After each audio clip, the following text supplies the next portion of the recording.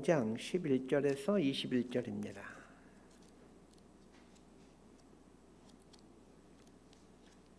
신명기 5장 11절에서 21절까지 말씀 번갈아가며 읽습니다. 제가 먼저 읽겠습니다. 너는 내 하나님 여호와의 이름을 망령되이 일컫지 말라. 나 여호와는 내 이름을 망령되이 일컫는 자를 죄 없는 줄로 인정하지 아니하리라. 내 하나님 여호와가 내게 명령한 대로 안식일을 지켜 거룩하게 하라. 엿새 동안은 힘써 내 모든 일을 행할 것이나 일곱째 날은 내 하나님 여호와의 안식일인즉 너나 내 아들이나 내 딸이나 내 남종이나 내 여종이나 내 소나 내 낙이나 내 모든 가축이나 내 문 안에 유하는 객이라도 아무 일도 하지 못하게 하고 내 남종이나 내 여종에게 너같이 안식하게 할지니라. 너는 기억하라. 내가 애굽 땅에서 종이 되었더니 내 하나님 여호와가 강한 손과 편팔로 거기서 너를 인도하여 내었나니 그러므로 내 하나님 여호와가 내게 명령하여 안식일을 지키라 하느니라. 너는 내 하나님 여호와께서 명령한 대로 내 부모를 공경하라. 그리하면 내 하나님 여호와가 내게 준 땅에서 내 생명이 길고 복을 누리리라. 살인하지 말지니라. 간음하지 말지니라. 도둑질하지 말지니라. 내 이웃에 대하여 거짓 증거하지 말지니라. 21절 함께 읽습니다. 내 이웃의 아내를 탐내지 말지니라. 내 이웃의 집이나 그의 밭이나 그의 남종이나 그의 여종이나 그의 소나 그의 낙이나 내 이웃의 모든 소유를 탐내지 말지니라. 아멘. 신명기는 모세가 죽음을 앞두고 가나안 진입을 앞둔 출애굽 2세대들에게 요단강 동편인 모압 평지에서 행한 세 편의 설교이다라고 말씀드렸습니다. 어제 본문인 4장 44절부터 이제 두 번째 설교가 시작된다라고 보시면 됩니다. 첫 번째 설교 내용은 출애굽한 이후에 지난 40년 동안 출애굽 1세대들이 광야에서 어떻게 살아왔는지, 그리고 하나님은 그 기간 동안에 무슨 일을 어떻게 하셨는가를 설명해주고 있는 내용들입니다. 시제로 따지면 과거인 셈이죠. 두 번째 설교는 이제 율법의 해석입니다. 시제로 따지면 현재라고 할 수 있습니다. 하나님께서 이스라엘에게 주신 하나님 말씀의 그 구체적인 내용들을 다시 한번 상기시켜 주므로 하나님 말씀이 얼마나 소중한 것인지, 그리고 하나님 말씀의 뜻이 무엇인지를 설명해 줍니다. 이제 본격적으로 하나님께서 주신 계명, 십계명을 배우게 되는데, 모세는 십계명을 이제 얘기하면서 아주 의미 있는 말을 하게 됩니다. 어제 본문 5장 2절과 3절에 보면 이렇게 말해주고 있었습니다. 우리 하나님 여호와께서 호렙산에서 우리와 언약을 세우셨나니 이 언약은 여호와께서 우리 조상들과 세우신 것이 아니요 오늘 여기 살아있는 우리, 곧 우리와 세우신 것이라. 40년 전 시내산 자락에서 하나님과 이스라엘 백성들 언약을 맺죠. 그 언약의 내용을 한마디로 하면 나는 너희 하나님이 되고 너는 내 백성이 된다라는 것입니다. 이것은 마치 결혼식장에서 결혼 서약을 하는 것과 같습니다. 신랑은 신부의 남편이고 신부는 신랑의 아내임을 이제 서약하게 되죠. 결혼식장에서. 그러나 결혼식만 한다라고 정상적인 부부로 살아갈 수 있는 게 아닙니다. 남편은 남편으로서 해야 될 일을 알고 그 일을 해야만 하고, 아내는 아내로서 해야 될 일을 알고 그 일을 함으로 부부로 살아가게 되는 겁니다. 남편으로서의 도리, 아내로서 도리가 있는 것처럼 하나님과 이스라엘 백성들 간에도 언약을 맺었기에 이제 서로를 향한 도리가 있습니다. 이스라엘 백성이 하나님을 향한 도리, 이것이 십계명, 다른 말로 하면 계명, 율법이라고 할 수 있습니다. 40년 전 시내산에서 하나님과 이스라엘 백성들이 언약을 맺었습니다. 그런데 모세가 아주 재미있는 말을 하고 있죠. 40년 전에 살았던 우리 조상들과 우리 아버지 세대들과 언약을 맺은 게 아니라 오늘 여기 서 있는 너희들, 우리와 하나님이 언약을 맺은 것이다, 이렇게 얘기를 합니다. 거칠어 보면 분명 40년 전에 살았던 아버지 세대들과 하나님께서 언약을 맺었습니다. 그런데 모세는 가나안 땅 진입을 앞둔 이 출애굽 2세대들과 하나님의 언약을 맺었다는 겁니다. 이 말은 하나님은 모든 이스라엘 백성들과 시대를 뛰어넘어서 언약을 맺었다라는 뜻입니다. 출애굽할 때 살아있던 사람들과만 맺은 게 아니라 시대를 초월하고 공간을 초월해서 하나님 백성이라고 하는 모든 사람들과 언약을 맺었다라는 말입니다. 그렇다면 이것은 우리들에게도 똑같이 적용되는 말입니다. 그래서 우리는 아주 중요한 질문 한 가지를 우리는 해야만 합니다. 오늘날 예수 그리스도를 믿음으로 하나님의 자녀가 된 우리들은 십계명을 지켜야 되는가? 라는 질문입니다. 이 질문에 대해서 여러분은 어떻게 답변하시겠습니까? 은혜의 신학시대에 살고 있는 그리스도인들은 십계명을 지키지 않아도 되는 것입니까? 그렇지 않습니다. 그리스도인들도 십계명을 지켜야 합니다. 안 지키면 어떻게 됩니까? 하나님과의 풍성한 관계를 누리지 못합니다. 하나님과의 풍성한 관계를 누리지 못하기에 하나님이 약속하신 복을 받지 못할 뿐만 아니라 구원의 감정을 누리지 못합니다. 마치 부부가 서로에 대한 도리를 지키지 않아도 부부임에는 틀림없지만 부부가 누려야 될 행복, 친밀함, 기쁨을 누릴 수가 없는 것과 같은 이치입니다. 여러분, 결혼식 한다고 부부가 아니죠. 결혼식 했으니까 법적으로는 부부입니다. 그런데 남편으로서 도리, 아내로서 도리를 하지 않는 그런 부부가 있다고 하면 생각해 보십시오. 그 부부가 부부로서 갖는 행복감, 친밀함 이런 건 전혀 누릴 수 없습니다. 아유, 저 왼수 이러면서 살아가는 거죠. 부부가 서로에 대한 도리를 지키지 않으면서 행복해 갈 수 없는 것처럼 하나님과의 도리인 이 계명을 지키지 않으면서 하나님과의 바른 관계 맺고 살 수 없습니다. 하나님과 바른 관계를 맺을 수 없으니 이 땅에서 하나님이 주시는 복들, 하나님이 약속하신 복들 누릴 수가 없는 겁니다. 계명을 지키지 않으면서 복을 달라고 기도하는 것 참 어리석은 일이죠. 기복신앙이라는 게 무엇입니까? 계명 지키지 않으면서 기도를 통해 복을 구하는 신앙관이 기복신앙관입니다. 11절에서 15절까지 말씀 함께 읽습니다. 시작. 너는 내 하나님 여호와의 이름을 망령되이 일컫지 말라. 나 여호와는 내 이름을 망령되이 일컫는 자를 죄 없는 줄로 인정하지 아니하리라. 내 하나님 여호와가 내게 명령한 대로 안식일을 지켜 거룩하게 하라. 엿새 동안은 힘써 내 모든 일을 행할 것이나 일곱째 날은 내 하나님 여호와의 안식일인즉 너나 내 아들이나 내 딸이나 내 남종이나 내 여종이나 내 소나 내 낙이나 내 모든 가축이나 내 문 안에 유하는 객이라도 아무 일도 하지 못하게 하고 내 남종이나 내 여종에게 너같이 안식하게 할지니라. 너는 기억하라. 내가 애굽 땅에서 종이 되었더니 내 하나님 여호와가 강한 손과 편팔로 거기서 너를 인도하여 내었나니 그러므로 내 하나님 여호와가 내게 명령하여 안식일을 지키라 하느니라. 어제 본문에는 10계명 중 1계명과 2계명이 나왔고 오늘 본문에는 이제 3계명부터 10계명까지가 나오게 되죠. 잘 알고 있듯이 10계명은 두 개의 축으로 나눠져 있습니다. 하나님과의 관계와 그리고 사람과의 관계입니다. 자, 여기서 기독교 신앙의 핵심을 알게 되죠. 기독교 신앙은 관계입니다. 구원이란 관계의 회복입니다. 죄는 하나님과의 관계 그리고 사람과의 관계를 깨뜨렸습니다. 죄가 들어오기 전에는 하나님을 사랑하고 사람을 사랑하였죠. 아담과 하와가 죄 짓기 전에는 하나님을 너무나 사랑하고 그래서 사랑하기에 하나님의 말씀을 귀히 여기고 즐거이 순종하였습니다. 그건 아담과 하와 서로 간에도 마찬가지였습니다. 이는 내 뼈 중에 뼈요 살 중에 살이다 하면서 온전히 하나가 되어 서로를 깊이 사랑했습니다. 그런데 죄가 들어오자 어떻게 됩니까? 선악과를 따먹은 아담과 하와가 하나님께 한 첫 마디가 무엇입니까? 내가 하나님을 두려워하여 숨었나이다 라는 말이었고 하나님이 주신 이 여자가 나에게 선악과를 주어 따먹었습니다 라는 말을 합니다.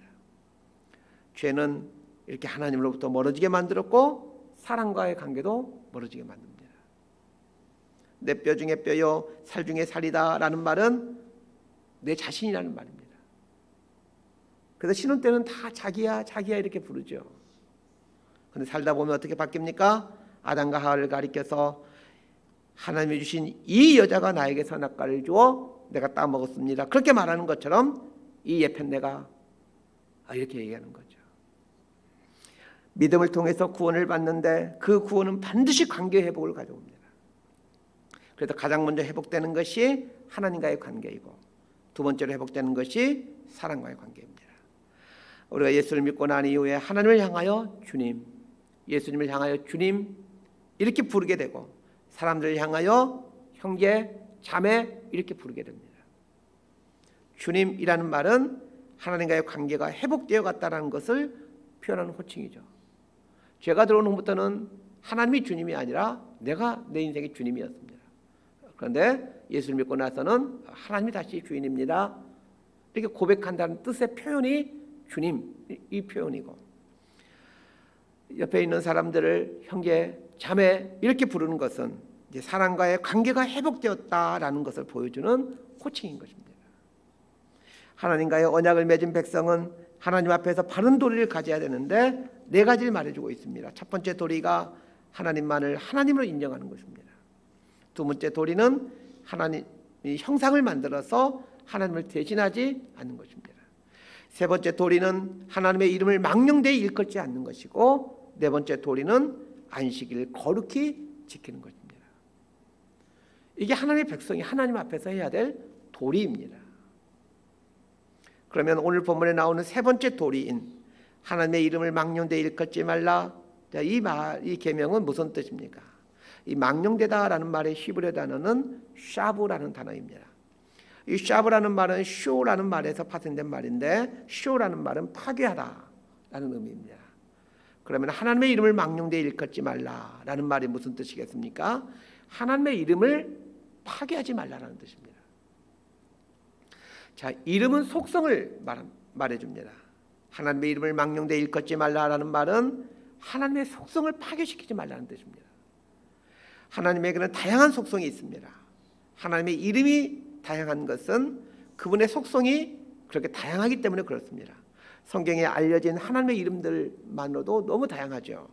엘로힘, 엘로이, 엘샤다이, 여호와 이레, 아도나이, 여호와 로페, 여호와 니시, 여호와 샬롬, 여호와 차바트, 여호와 치케, 여호와 샴마 등등 수도 없는 그 이름들이 등장합니다. 각각의 이름에는 하나님이 어떤 속성을 갖고 있는지를 말해주고 있죠. 하나님의 이름이 다양한 것은 하나님의 성품이 이와 같이 다양하다는 것을 알려줍니다. 하나님의 이름을 망령되이 일컫지 않는다라는 말은 하나님의 성품을 인정하고 그 성품에 맞추어 하나님을 인정하며 산다라는 말입니다. 인간은 자칫하면 신의 이름을 도용하여 악을 행할 수 있는 사람들입니다. 대표적인 예가 십자군 전쟁이죠. 십자군 전쟁은 이제 하나님 믿는 사람들이 일으키게 되는데, 십자군 전쟁을 하면서 그리스도인들은 하나님의 이름을 위하여라는 구호를 걸고 전쟁을 시작합니다. 그리고 수많은 사람들 죽이죠. 약탈하고 방화하고. 자, 이런 것이 그 신의 이름을 망령되이 일컫는 것입니다. 하나님의 속성을 회파시켜 버리는 것이죠. 이스라엘 백성의 가장 큰 사명 중에 하나는 하나님을 모든 민족과 열방에 전해주는 것입니다. 그런데 전해줄 때는 있는 그대로의 하나님을 전해줘야 됩니다.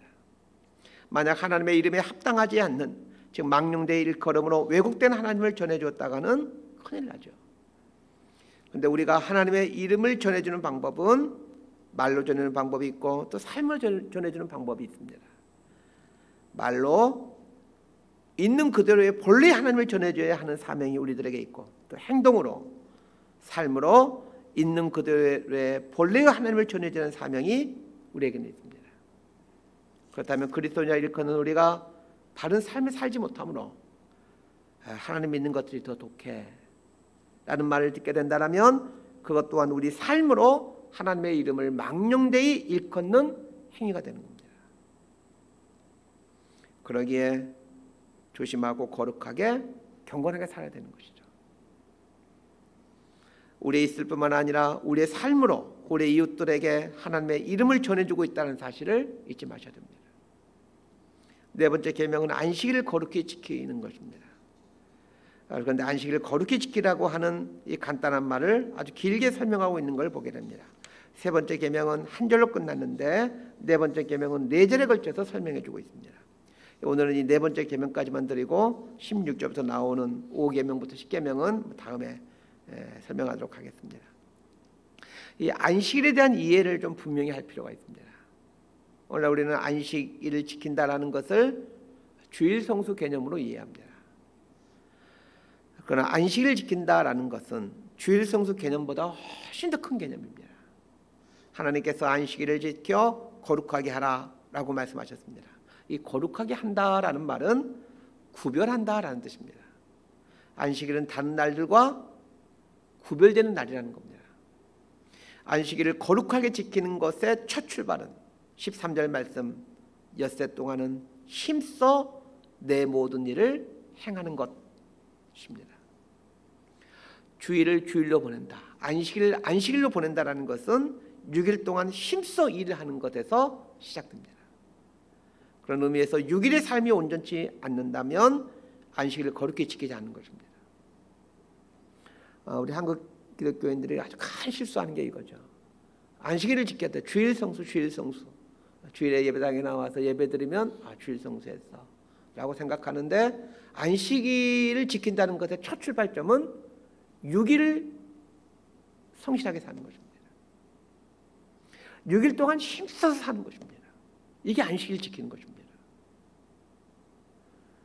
6일 동안은 정말 열심히 그리고 성실히 바르게 일하셔야 됩니다. 그것이 주일을 주일답게 지키는 출발점입니다. 안식일답게 지키기 위한 두 번째는 안식일에 일을 하지 않는 것입니다. 그런데 이 일을 하지 않는다는 것의 의미를 깊이 좀 생각해야 됩니다. 일을 하지 않는다라는 것은 일을 그친다라는 뜻입니다. 그러면 일을 그친다라는 말의 의미는 무엇입니까? 이 안식일이라는 말이 히브리어로 사바트라는 말인데, 영어 단어로도 똑같이 사바트입니다. 히브리어 단어도 사바트이고 영어 단어도 이제 안식일 사바트라고 하는데, 이 말은 사바치라는 말에서 유래됩니다. 사바치라는 말은 그친다라는 뜻입니다. 그럼 도대체 뭘 그치는 것입니까? 첫 번째가 일을 그치는 겁니다. 그래서 주일에는 가능하면 일을 하지 않는 게 좋습니다. 두 번째는 소유욕에 대해서 그치는 것입니다. 왜 주일에도 사람들은 일을 하려고 합니까? 더 소유하고자 하는 욕심 때문입니다. 주일에 일을 그치는 중요한 이유가 여기에 있습니다. 일을 하지 않는다, 일을 그친다라는 말은 소유욕을 그치는 훈련을 한다라는 말입니다. 우리는 더 많이 소유하고자 하는 욕심이 다 우리 안에 있습니다. 물론 더 많이 소유하고자 하는 욕심 때문에 우리의 삶은 더 풍성해지고 윤택해집니다. 그러나 더 많이 소유하고자 하는 욕심이 지나치면 결국 그 욕심이 죄를 낳고 죄가 장성하여 사망에 이르게 됩니다. 그래서 안식일에 일을 하지 않으므로 하나님 앞에 나와 자기 자신을 세워놓는 이유는 더 많이 소유하고자 하는 이 욕심을 그치기 위함입니다. 그리고 하나님을 만족하는 거예요. 소유욕을 내려놓고 하나님을 만족합니다. 이걸 배워가고 훈련하는 게 안식일을 지키는 주일 성수의 개념입니다. 저는 안식일이 주는 가장 큰 복이 이것이 아닌가 생각합니다. 주일에 교회에 와서 하나님 앞에 무릎 꿇고 더 많이 소유하고자 하는 그 욕심 내려놓고 하나님으로 만족해 하는 것, 이걸 배워가는 것이 주일 예배입니다. 세 번째, 그쳐야 될 것이 있습니다. 이 세상이 요구하고 있는 성공의 기준, 그리고 염려와 근심, 이런 것들을 그치는 것입니다. 세상 속에 살다 보면 세상에서 요구하는 성공의 기준을 자신의 삶에 적용하며 살아갑니다. 그러기에 염려와 근심이 가득 차게 되죠. 왜냐하면 세상이 요구하는 성공의 기준에서 보면 나의 삶은 늘 미달이기 때문입니다. 그러면 주일에 일을 그치고 하나님 앞에 와서 깨달아야 되는 것이 무엇입니까? 세상이 요구하는 성공의 기준이 정말 성공의 기준일까? 다시 되묻는 것입니다. 그리고는 무엇이 진짜 성공인가를 깨달아가는 것입니다. 이런 것이 주일 성수의 의미입니다.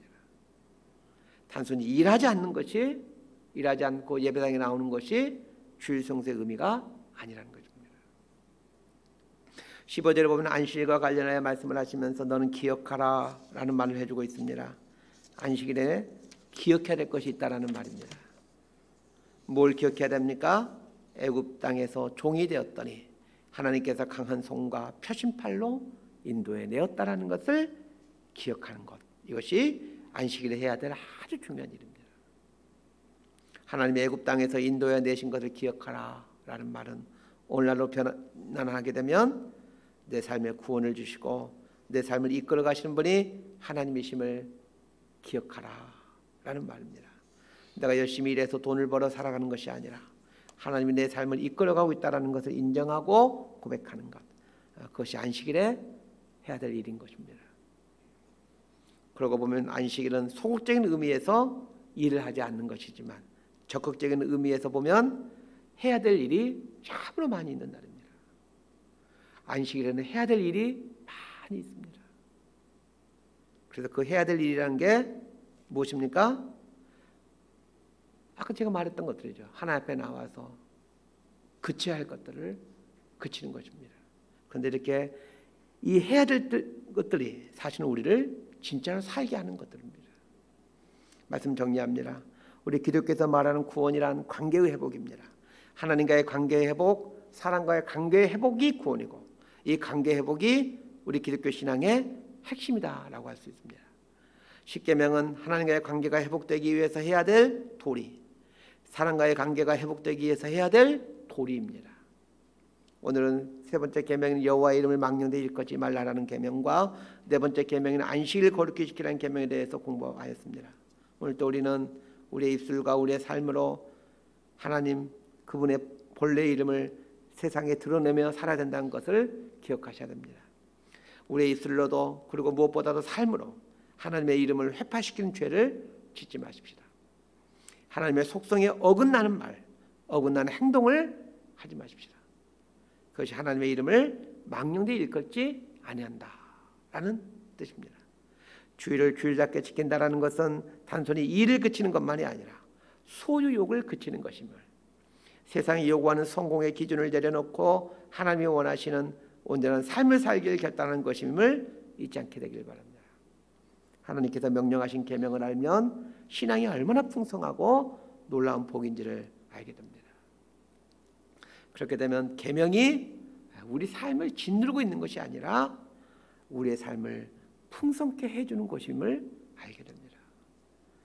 이 신앙의 신비를 알아가고 또 경험해가는 저와 여러분의 삶이 되기를 진심으로 소망하고 축복합니다. 기도하겠습니다.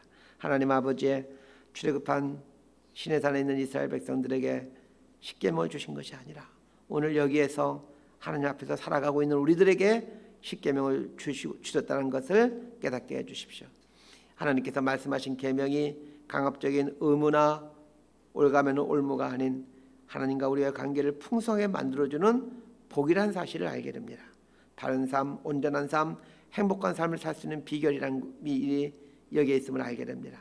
하나님의 말씀을 즐거이 묵상하며 즐거이 순종하며 살아가므로 하나님과의 깊고도 친밀한 관계에서 오는 이 행복들, 이 기쁨들 누리며 살게 하여 주옵소서. 예수님 이름으로 기도드리옵나이다. 아멘.